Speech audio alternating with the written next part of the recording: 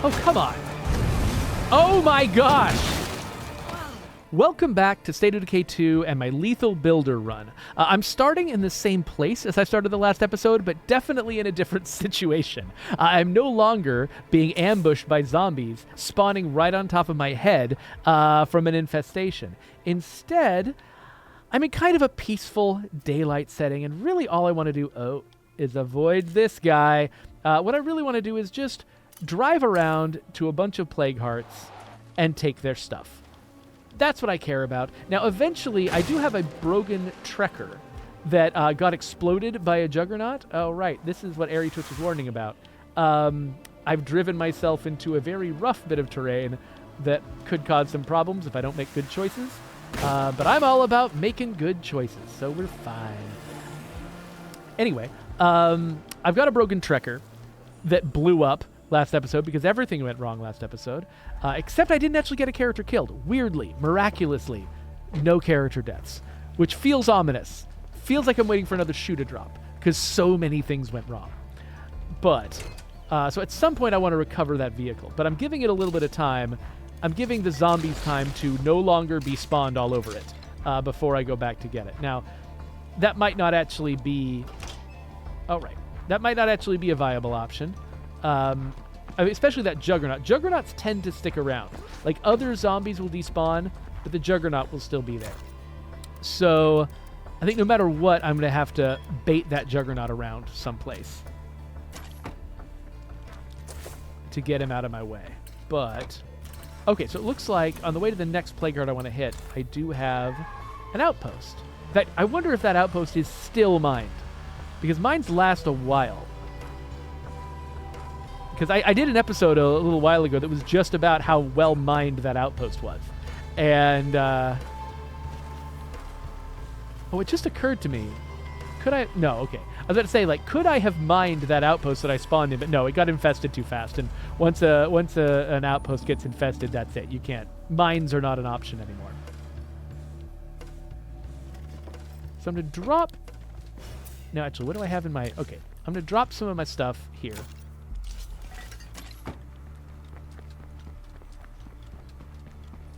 At my outpost. And unlike my previous outpost, this one has got an effective safe zone. And actually, I guess I should grab a little bit more health just because it stacks, doesn't take up any more room, and it'll give me more inventory space. Okay, so let's head back down to this Plague Heart right here. Ah, there we go. Hey there, Kasaya13. Thank you for joining me. Hey, wait, your name sounds familiar. Did I raid you sometime recently, or am I confusing you with somebody else, which is totally the kind of thing I would do? But you do have a fox emoji there, and I believe that the Kasaya-like person that I raided did have a fox motif going on, so you might be the same person. Okay, yes, you are the one I raided yesterday. Awesome. Cool, well, I hope you had a good stream. Whenever I raid somebody, it's because I have to go... I have to stop playing and go do something else, so I'm never able to stick around for very long when I raid somebody. So, yeah, I hope your session went well. I'm just going to come in here, make a bunch of noise. Wait, oh, there's a little floor zombie. Hello, floor zombie. Goodbye, floor zombie. I'm just going to grab all the stuff. And wait, do I have a full inventory right now? Almost. Now I have a full inventory. Do I care? No, I'm still going to smush around and make a bunch of noise. Okay, don't actually care about this. Care about this more. Oh, yeah, absinthe. Absolutely. And, okay. Might as well... Oh, I don't have anything to stack that on? Oh. Okay, whatever. We can come back here for this stuff later. Sounds like somebody wants to come in, and I'm not interested. We already had the most harrowing of harrowing episodes, and I am not screwing around this time. If I hear zombies, I'm leaving. So many little rocks. So hopefully, if everything goes right, I can just label this the boring episode, he says, triggering every single freak in the area. I'm hoping that I can label this the boring episode, in which nothing happens. That's my fondest hope. Because I sat down today intending to play a nice, simple, relaxing game of this where very little happened, and then everything happened last episode. So this time around, I'm like, nope. If I can avoid some danger, I'll avoid some danger. And if I don't get as many views on this video because I'm forced to admit that it's dull and nothing happens, then that's just how it goes.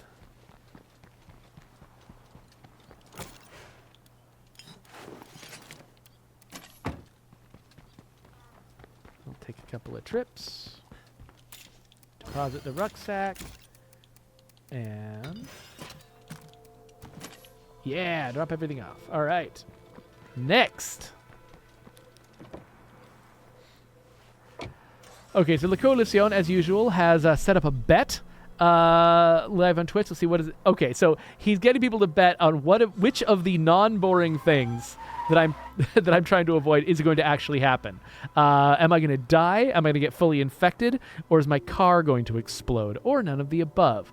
So I'm gonna predict none of the above. Now I don't officially get to play because I'm the streamer, but I'm predicting none of the above because there's no way anything bad could happen this episode. There's no way anything bad could happen this episode because I've just got good vibes right now. I just survived the most harrowing episode I've done in a while, even including player deaths. Like, a lot of weird, bad stuff happened last episode, and I felt like I was jinxed. And so after that episode, now that that episode is over, and I've sort of cleared the palette, there's nothing bad that can happen to me. I'm 100% confident that this is going to be a boring, easy episode where nothing bad happens. See, look. Oh, the arms came right off that zombie. No problem at all.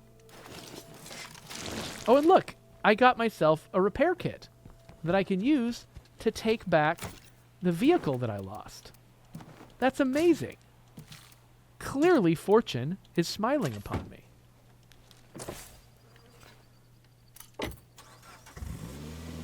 The question is, should I just go back right now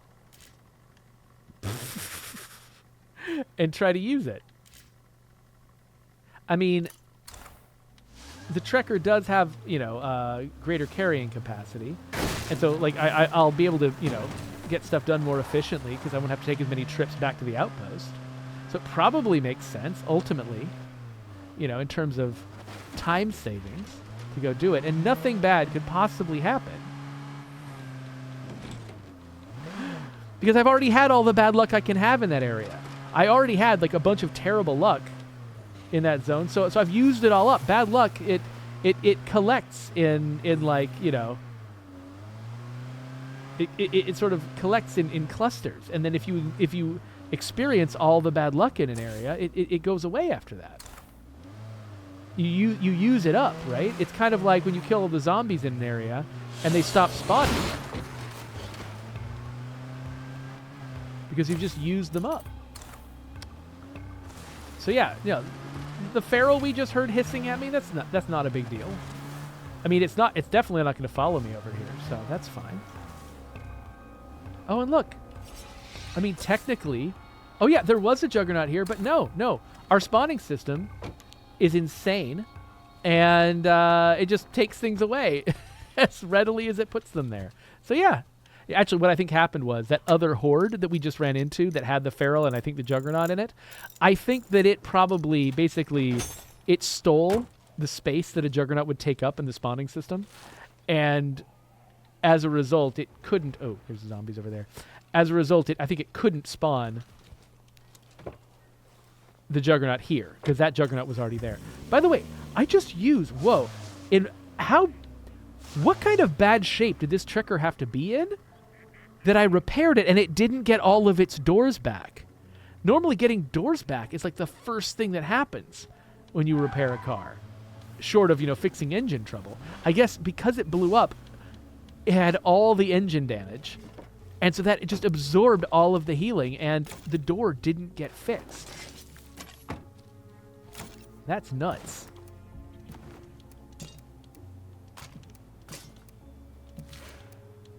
Actually, I should keep the plague samples because I'll find more of those and they stack. All right, so Airy Twitch is like, look at these cute little cars. I agree. Aren't they just the most adorable thing in the world? There we go. All right. Maybe that's my screenshot for the thumbnail. Oh, wait, who are you? I hear somebody warbling at me. Oh, there you are. Okay, that will have attracted zombies. Wait, what was that noise? Why am I hearing a weird rumbling sound? Did you catch that?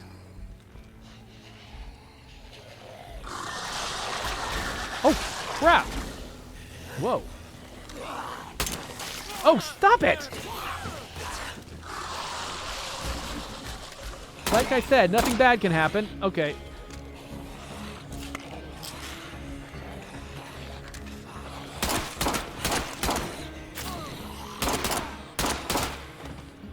Alright. So, I don't have the best suppressor. So I did attract some zombie attention. There! That's what I was trying to do when I first saw that guy.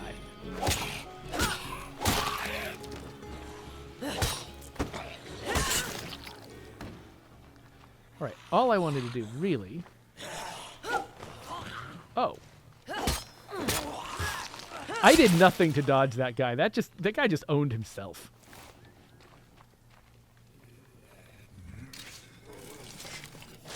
Alright.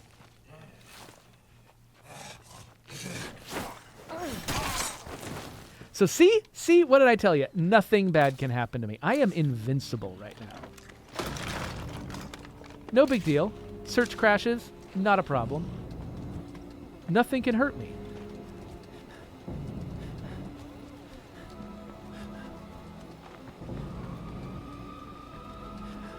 Okay. Oh, right. This is all full. So whatever. We're going to get out of here. We're going to get out of here. We're going to go back up to this spot. And I'm going to read the chat a little bit more. Oh, wait. I need to close. Okay. Oh, a lot has happened, and I missed a bunch of it. Okay, so Kasaya was asking, do you know if there's any plans to fix the zoomy zombies? And I think folks were asking what she means by the zoomy zombies. Kasaya says, when you should be hitting them, but they suddenly zoom past you and slash or infect you when they shouldn't. You know, that is the kind of thing that we, I think, lately have not been looking into very much, just because it's the kind of thing where, you know, there are problems in the game that are sometimes like big and obvious. Like this thing just plain doesn't work anytime you do it. Things like zoomy zombies, it's a very sensitive little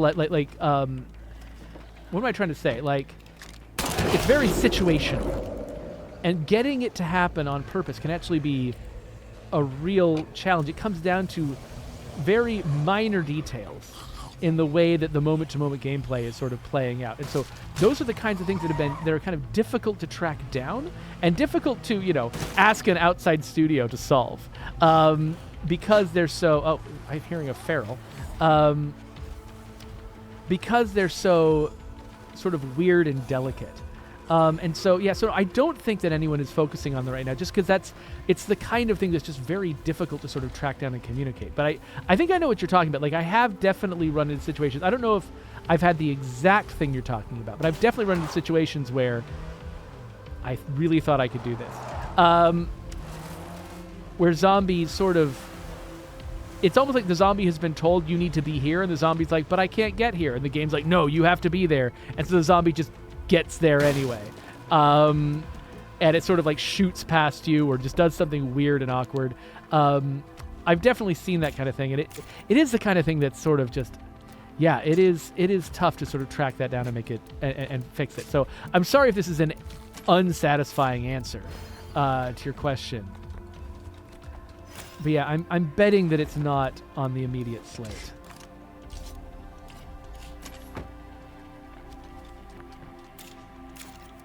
So I'm going to drop this and this and this and this. I basically want to keep my inventory empty enough that I can go up to any plague heart and take everything in the plague heart. What am I doing? Without worrying about whether I can. So yeah, Raneth Court is right that that all people have talked about working, publicly talked about working on so far is zombie spawning and improvements to curveballs, and that's what they're testing in update 37. Yeah, so Text Digital is pointing out that sometimes AI characters sort of zapping around the screen is often caused by internet lag problems, and that's the kind of thing where there are ways like to address that kind of problem and sort of make the game better at faking it when because lag is something that is unavoidable. We on our end can't stop lag from happening. What we can do is sort of improve the game's interpretation of lag, because when lag happens, what happens is basically two people are playing together. One of them is the host, the other one is the client, and the client does something, and the internet, whatever, hinders them from communicating with each other. And so the client has been playing for even just a fraction of a second under circumstances where their game was guessing what was going on because it didn't have up-to-date information from the host. And so then it gets updated information from the host, and it's like, oh, a zombie that I thought was here is actually there. And so there are very inelegant ways of handling it, where you basically are like, okay, well, the zombie's here now. You just instantly teleport the zombie. But there are ways you can manage that kind of situation where you hide the lag, where you sort of find some other way to recover that doesn't feel as obviously like a bug. And there are like network engineers out there who are, whoa. Okay, well, you know what? This place is more dangerous than I thought it was going to be. There are network engineers out there who are specialists. Or actually, it's more even gameplay engineers who are specialists in figuring out what to do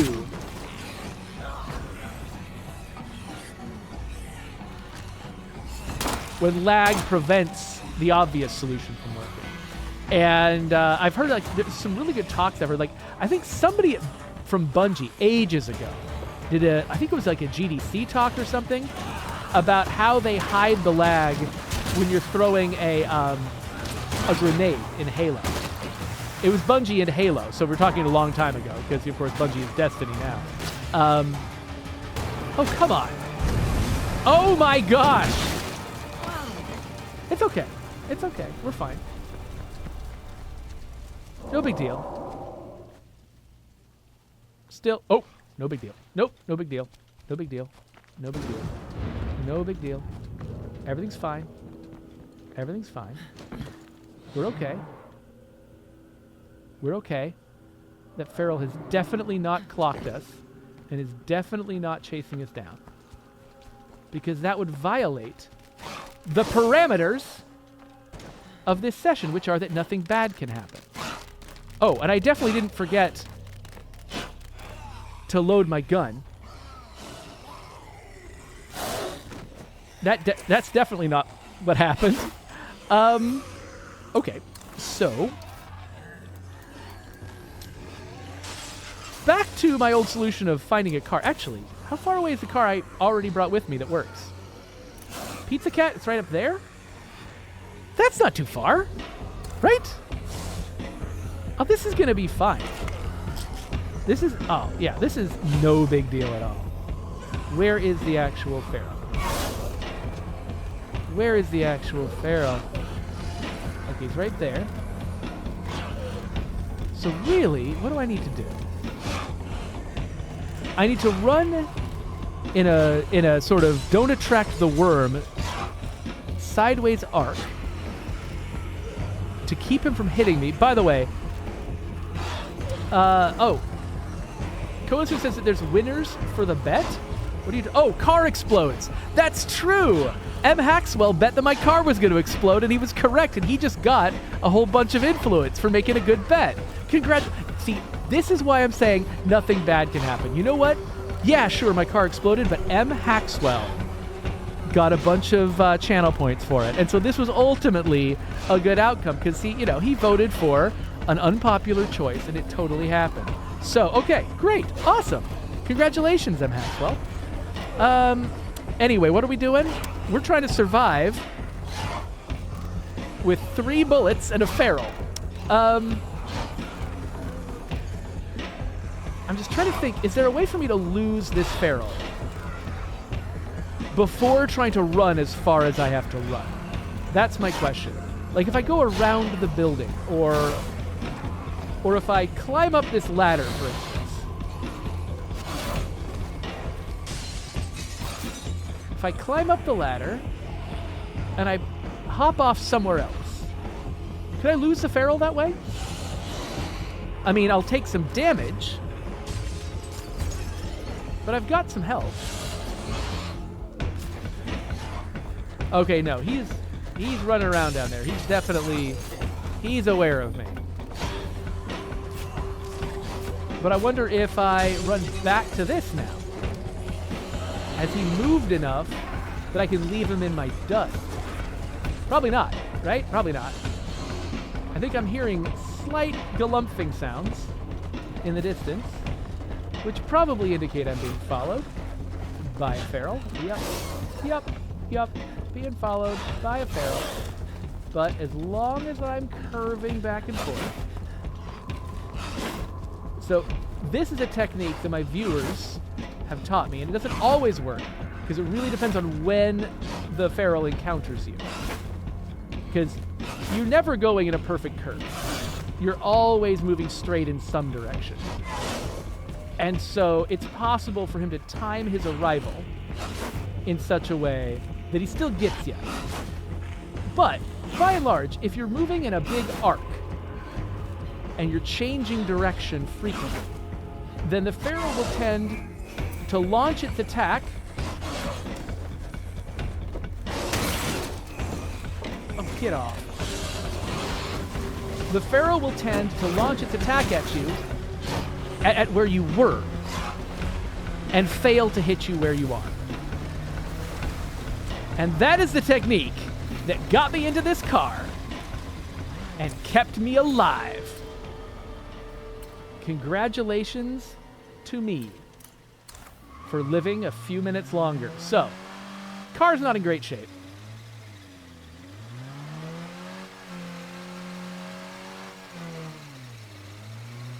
Car's not in the best shape.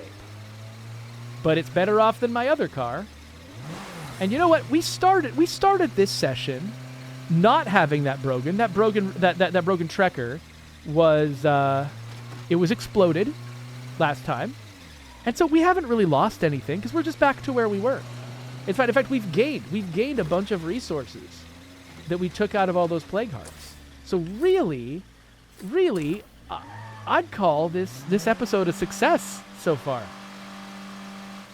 So really nothing bad happened. M. Haxwell got a nice payoff from the bet, and I got a bunch of resources, and car-wise, we're just in the same situation we started in. So, everything's going swimmingly. This is a really good episode. I think we should all be very, very happy.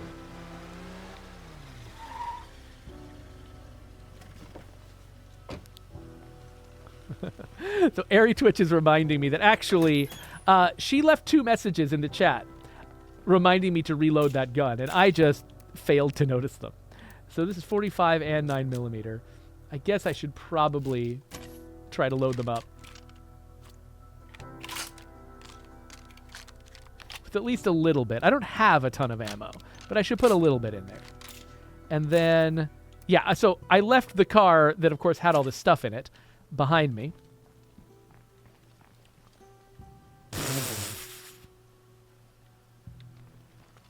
Okay. You know what? My character's tired. I'm tired. And I think I need to be playing on a different day with a little bit more energy to go back to the well, get more parts, repair my cars some more, and continue this quest to empty out all these plague hearts. So this has been a short episode, but this has been an episode in which nothing bad happened. And that I think, is a victory for everyone. So let's just bask in the glow of this successful, monstrously successful episode. Coalition noticed that the song that just started playing a second ago was the main menu song. I love it when people are so into the soundtrack of State of Decay that they start identifying songs while I'm playing it. It shows a lot of respect to the audio folks, which I appreciate.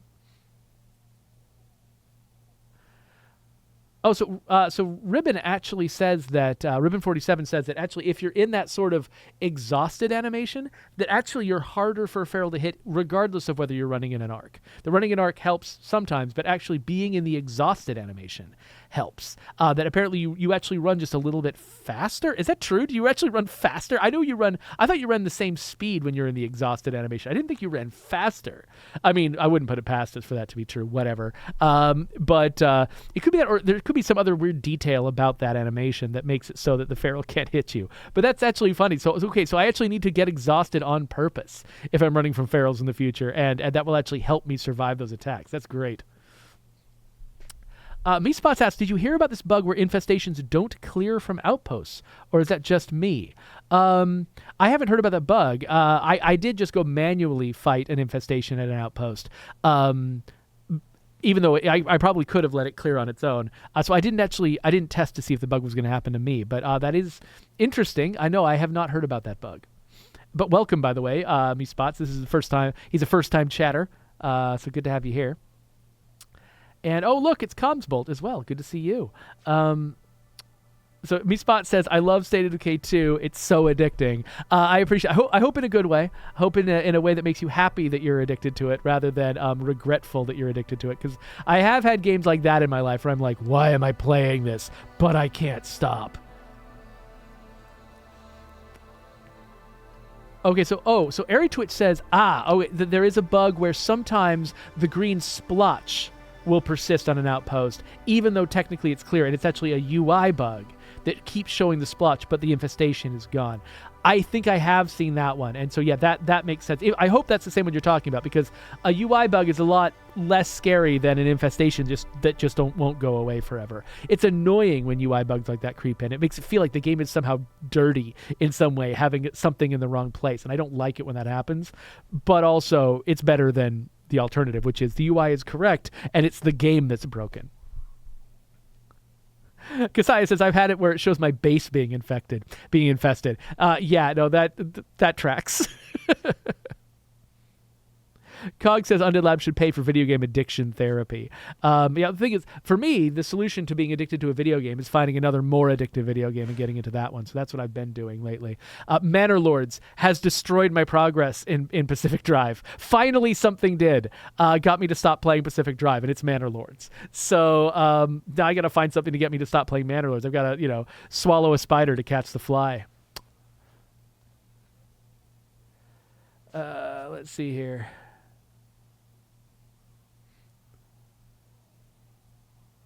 So Ribbon says that actually, apparently, according to them, the exhausted animation actually got faster than it used to be. Because, so we shipped with it faster than we wanted. Originally, that exhausted animation was supposed to be slow. It was supposed to basically get you killed.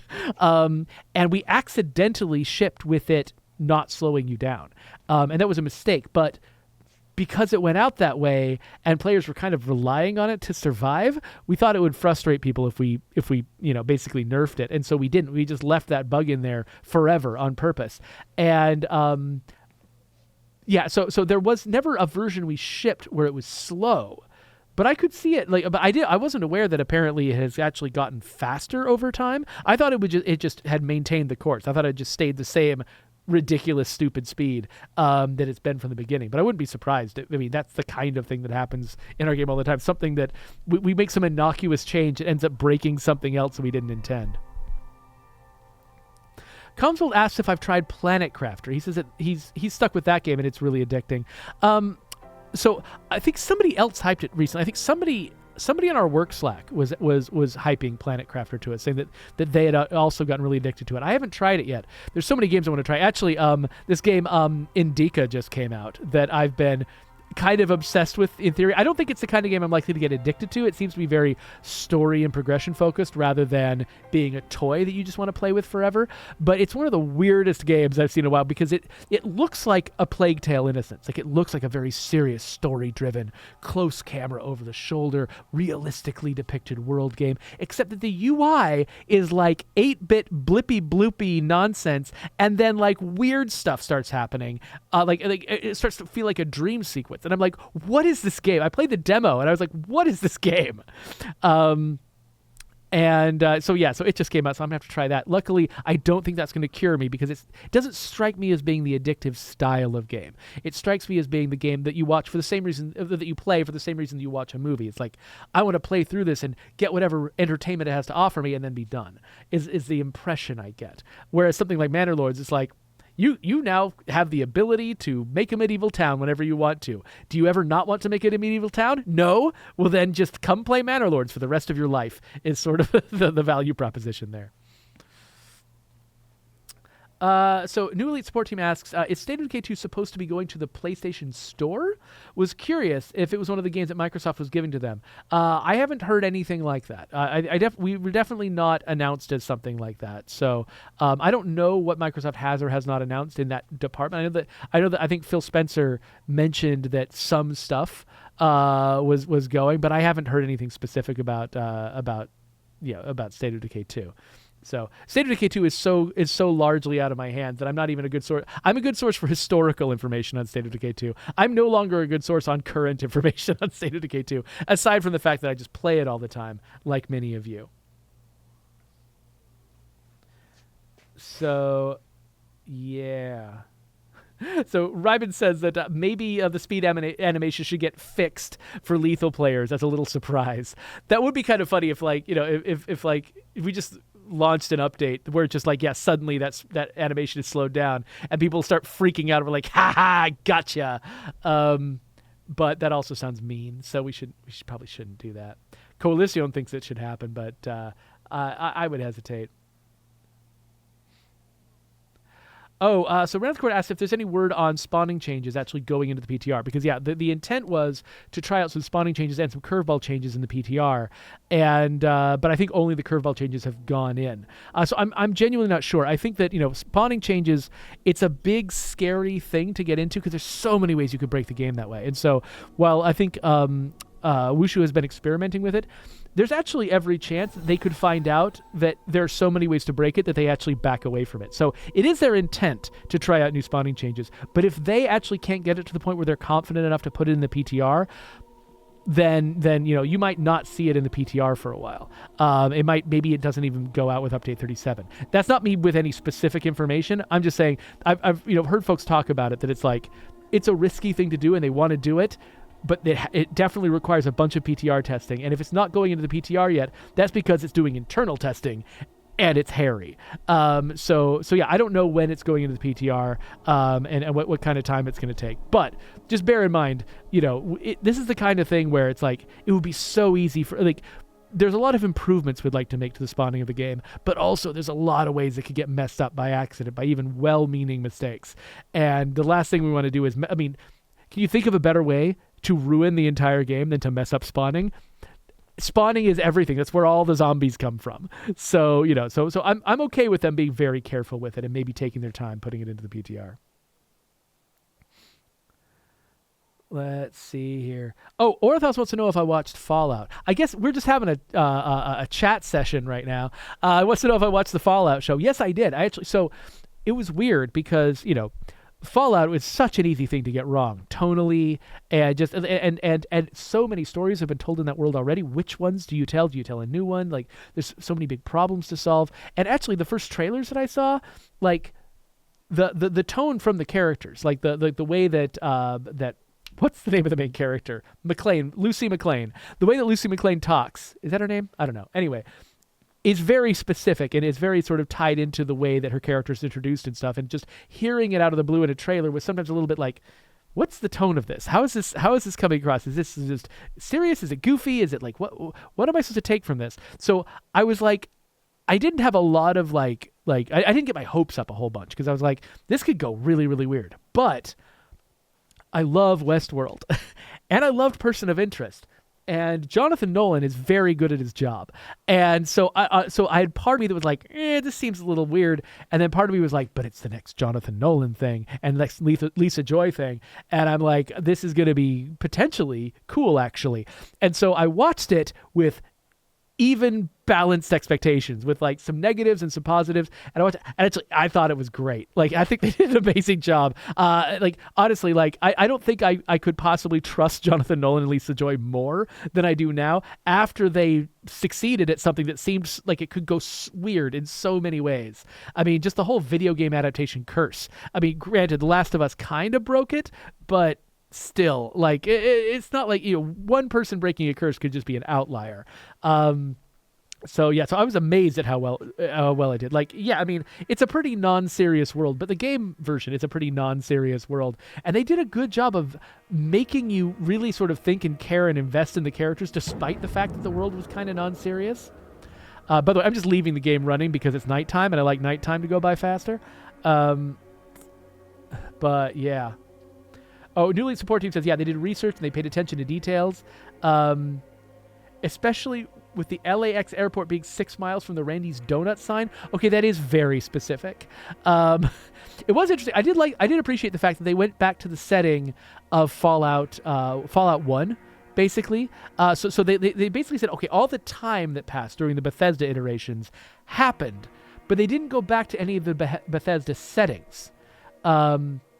And they didn't sort of like retread the train that we've already seen from that, like, sort of like 3D high production values view. They didn't go back there. They went back to the setting of Fallout 2. Or no, sorry, Fallout 1. Fallout 2 is Northern California. They went back to the setting of Fallout 1, but then had a bunch of time have passed. And so that, like, basically they still get to kind of recreate the setting themselves, and in territory where there was stuff to glom onto, like Shady Sands, familiar stuff that like hardcore enjoyers of the series would recognize, but nothing that had been already done to such a high degree of, like, visual production values that they would start directly conflicting and being directly compared. Like, oh, look, here's this character in the show, but here's this character in the game. Here's this place in the show. Here's this place in the game. They got it wrong. We're so mad. They just dodged all of that stuff. They went to basically the Boneyard and, and just did that. But the Boneyard has never been depicted the way it was in the show. And so whatever, it's fine. There's very little they could get wrong, just a lot they could get right. So Paroxicus points out that The Last of Us was kind of bound to the story of the game, because that's kind of what the game is about. It's about its story and the way that it's told. And The Last of Us was kind of locked into that, whereas Fallout was it's a little bit more of an unknown quantity, because Fallout is more of a world where you tell lots of stories. It's not really a story. It's a setting. And actually, that's probably a good thing. A thing that was working in their favor is the fact that Fallout's strongest thing, it's not really the gameplay. It's not really the story. It's the setting that sort of keeps bringing you back. And there's individual games where the gameplay or the storytelling was particularly good, and those instances of it stand out. But the franchise is about the place. And so that's a really good one for somebody who's a really good, TV showrunner to take on, because you're not bound to somebody else's story choices, but you do have the advantage of a familiar, beloved world where you can set whatever story you want. And so, I think this was a good choice for Nolan and Joy to do. Okay, sorry. I'm taking each tiny thing that I read and getting onto a huge rant about it, which means that I'm letting a lot of stuff go by. And yeah, I'm trying to. Did anyone correct me on the name on the name of the character? Because I really hope I didn't get it wrong. Coalition is trying to make stuff up, pretending there's a State of Decay show when there is not. Asgard says the casting of Fallout was really good. I agree. Like, I mean, I'm a big fan of several of those actors. And because my brain is Swiss cheese, I can't think of any of them at the moment. But any of their names. Boyd Crowder is great. I love Boyd Crowder. I thought of that name for some reason. The